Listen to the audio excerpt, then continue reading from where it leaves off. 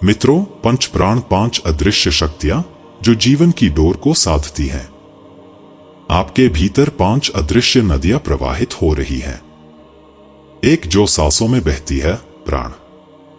दूसरा जो शरीर के अपशिष्ट को बाहर निकालती है, अपान। तीसरा जो पोषण को अग्नि में बदलती है, समान। चौथा जो चेतना को ऊर्ध्वगामी बनाती है, उदान। और पांचवा जो संपूर्ण शरीर में कंपन बनकर फैलती है, व्यान। ये कोई साधारण वायु तत्व नहीं, बल्कि वही 5 अस्त्र हैं जिनके संतुलन पर आपकी आत्मचेतना टिकी हुई है। पंच प्राण बंधन साधना कोई सामान्य साधना नहीं, यह तो प्राणों की गूढ़ तिजोरी को खोलने की कुंजी है। जब एक साधक इन पांचों को बंधन में लाता है तो वह स्वयं को प्रकृति के बाह्य प्रभावों से मुक्त करने लगता है। शरीर थमने लगता है, सांसें स्थिर हो जाती हैं और भीतर कहीं एक अलौकिक प्रकाश उभरने लगता है। एक ऐसा प्रकाश जो किसी दीपक का नहीं, बल्कि आत्मा की दीप्ति का है। यह साधना केवल चेतना को ही नहीं, बल्कि शरीर के पंच तत्वों को भी आत्मिक अनुशासन में बांध देती है। जैसे जैसे पांचों प्राण संतुलित होते हैं, वैसे वैसे साधक के भीतर स्थिरता की ऊर्जा, ध्यान की गहराई और अदृश्य शक्ति का कंपन उत्पन्न होने लगता है। प्राण स्थिरीकरण की प्रक्रिया, जहां साधक अपनी सांसों को साधकर जीवन की गूढ़ डोर को थामने का प्रयास करता है। साधक को ब्रह्म मुहूर्त में रात्रि का अंधेरा अभी पूरी तरह टूटा नहीं होता, दुनिया की गतिविधियां थमी होती हैं, लेकिन सूक्ष्म लोकों में कंपन तेज हो जाता है। वही समय जब आत्मा अपने स्रोत के सबसे निकट होती है। साधक बैठता है, मौन में, मौन से भी गहरे मौन में। साधक किसी साधारण आसन पर नहीं बैठता, बल्कि कुशासन, जो ऊर्जा को स्थिर और पृथ्वी से जुड़ा रखता है, उस पर स्थिर होकर बैठता है। अब आपको अपनी आंखें बंद करें है और 5 गहरी लंबी श्वासें लेता है, जैसे किसी अदृश्य शक्ति को भीतर बुला रहा हो। हर श्वास के साथ भीतर बहती हवा अब केवल ऑक्सीजन नहीं रह जाती, वह बन जाती है एक सूक्ष्म चेतना जो पंच प्राणों को जगाने के लिए आह्वान कर रही होती है। फिर साधक बोलता है, पंच प्राणाय नमः। हर बार यह मंत्र एक एक प्राण को उसके सूक्ष्म केंद्र से जोड़ देता है। अब आप ध्यान करें है हृदय पर, जहां प्राण ऊर्जा बसती है। दूसरा गुदा स्थान पर, जहां अपान की धारा नीचे की ओर बहती है। तीसरा नाभि पर, जहां समान अग्नि संतुलन बनाती है। चौथा कंठ पर, जहां उदान आत्मा को ऊपर खींचता है। और पूरे शरीर में, जहां व्यान हर कोशिका में कंपन बनाता है। यह केवल ध्यान नहीं, बल्कि प्राणों को भीतर बांधने का तंत्र है। जब इन पांचों पर साधक का ध्यान स्थिर होता है तो वह धीरे धीरे अपनी शारीरिक सीमाओं से ऊपर उठने लगता है। शरीर वहीं रहता है, पर चेतना भीतर किसी और ही संसार में उतरने लगती है। प्रत्येक प्राण का बंधन नियंत्रण, जहां साधक जीवन की 5 सूक्ष्म धाराओं को क्रमश अपने भीतर बांधने लगता है। यह कोई साधारण साधना नहीं, यह जीवन के 5 स्वचालित स्तंभों को अपने आज्ञा में लेने की यात्रा है। पहला, प्राण हृदय का दिव्य दीपक।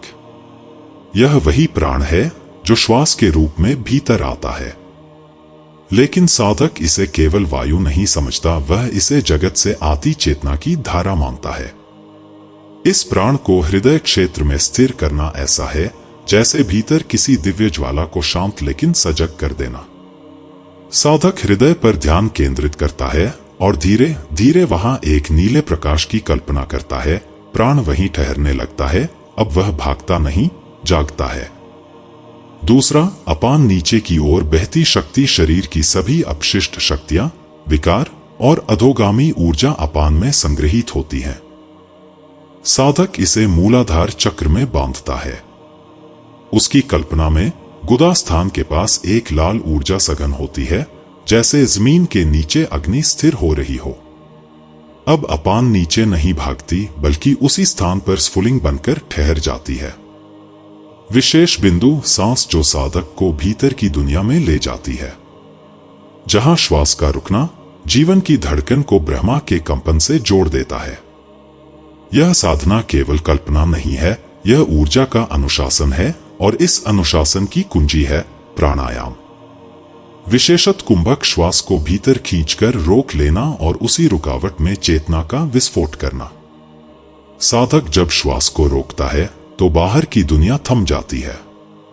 मानसिक स्पष्टता और स्थिरता जब पांचों प्राण नियंत्रण में आते हैं तो मन अब बाहरी विचारों की बाढ़ से घिरा नहीं होता। विचार अब अस्थिर नहीं बल्कि दीप्ति से भरे और एकाग्र हो जाते हैं। साधक अब भीड़ में खड़ा हो सकता है लेकिन उसका मन मौन में स्थित होता है। यह स्थिरता ही वह भूमि है जहां बुद्धि निर्मल और निर्णय दिव्य होते हैं। आत्म चेतना का जागरण प्राण जब भीतर बंधते हैं तो आत्मा अपनी धुंध से बाहर निकलने लगती है। साधक को लगता है मैं केवल शरीर नहीं हूं, मैं सांस भी नहीं, मैं तो वह हूं जो सबका साक्षी है। यह वही स्थिति है जहां अहम ब्रह्मास्मि का अनुभव धीरे धीरे वास्तविकता बनता है। शरीर और मन में संतुलन और जागरूकता पंच प्राण जब सम हो जाते हैं तो नाड़ी तंत्र सुचारू होने लगता है। शरीर की ऊर्जा अवरोधों को तोड़कर नए सिरे से प्रवाहित होती है। मन की चंचलता, भावनाओं की अनियंत्रित लहरें सब अब शांत समुद्र बन जाती हैं। साधक के लिए जागरूकता अब साधना का अभ्यास नहीं बल्कि जीवन का स्वभाव बन जाती है। इस साधना से इंद्रियों और चित्त पर पूर्ण नियंत्रण, यह लाभ सबसे सूक्ष्म है और सबसे शक्तिशाली भी। दीर्घकालिक साधना के बाद साधक की इंद्रियां अब विषयों की ओर नहीं दौड़ती बल्कि आदेश पर काम करती हैं। मतलब इस साधना के बाद साधक अपनी इंद्रियों को नियंत्रण पा लेता है। जो कहता है इंद्रियां वही देखा है और समझता है।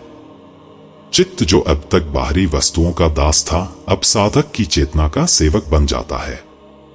यह वही अवस्था है जहां संन्यास शरीर में नहीं चेतना में होता है।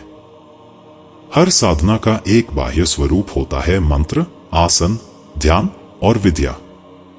परंतु इस साधना का एक अंतर्हित रहस्य है जो केवल उन्हीं के लिए खुलता है जिन्हें योग्य गुरु की दीक्षा प्राप्त हो। बिना दीक्षा के यह साधना केवल प्रक्रिया रह जाती है, पर दीक्षा के बाद यह प्रक्रिया प्रवेश बन जाती है आत्मा के सबसे सूक्ष्म द्वार में। कुंडलिनी जागरण की पूर्व भूमिका बहुत से साधक चाहते हैं कि उनकी कुंडलिनी शक्ति जागे, ऊर्जा ऊपर उठे और वे चक्रों के पार पहुंचे। लेकिन बिना प्राणों के नियंत्रण के कुंडलिनी उद्वेलित तो हो सकती है पर नियंत्रित नहीं।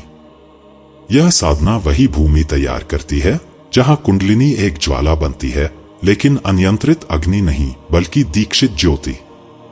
यह साधना इन पंचकोशों के बीच एक सूक्ष्म सेतु बनाती है जहां साधक अपने शरीर से नहीं बल्कि आत्मा से आत्मा का अनुभव करता है। इस साधना के बाद व्यक्ति मृत्यु के पार की चेतना, यह सबसे रहस्यमयी बिंदु है जहां साधक केवल जीवन को नहीं बल्कि मृत्यु को भी देखने और समझने लगता है। जब प्राण बंधते हैं तब शरीर शिथिल होता है पर आत्मा जागती है। साधक के लिए और वही होता है मृत्यु के पार का दर्शन। ना कोई डर, ना कोई भ्रम, केवल शुद्ध अस्तित्व का अनुभव, जहां मैं और मृत्यु एक दूसरे को पहचानते हैं और विलीन हो जाते हैं। यह गुप्त है और रहेगा जब तक गुरु ना चाहे। यह अनुभव शब्दों से परे है और जब गुरु संकेत दे तब यह साधना साधक के भीतर जीवन और मृत्यु के बीच का संगीत बन जाती है।